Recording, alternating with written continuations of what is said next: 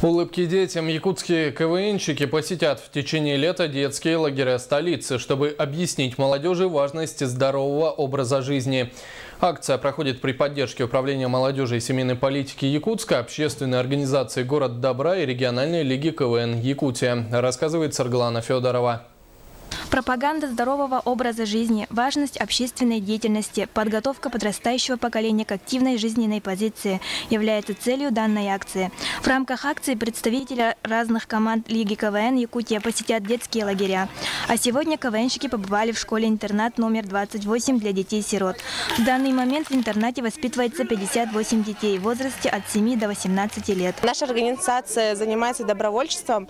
У нас есть 7 направлений. Это такие как социальные, патриотические. То есть, получается, мы устраиваем мероприятия для ветеран, для детей, оставшихся без попечения родителей, для детей инвалидов. К нам приходят ежедневно добровольцы, которые хотят с нами работать, помогать также городу. Мы устраиваем мероприятия для молодежи ежемесячно. Со 2 июля мы ежедневно ездим по лагерям. Также показываем выступления. КВНщики показали детям на своем опыте пользу игры в КВН и ее свойство развивать личность человека. Дети с удовольствием задавали интересующие вопросы насчет общественной жизни и роли КВН в их жизни.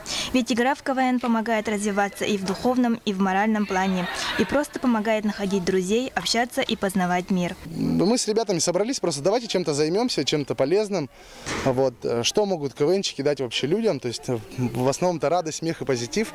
Поэтому мы решили сделать такую акцию «Улыбки детям». Вышли на «Город добра», они нам очень хорошо помогли. Впереди у нас до 13 июля еще очень много лагерей. Мы все планируем посетить. Приезжаем, показываем свое небольшое выступление.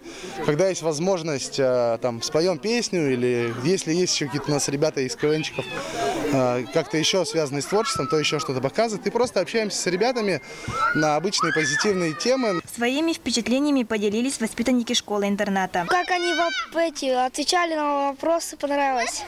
Дети остались очень довольны пройденным мероприятием. КВНщики зарядили своими яркими выступлениями, подарили детям заряд энергии. Сарглана Федорова, Андрей Рукавишников, НВК Саха, Якутск.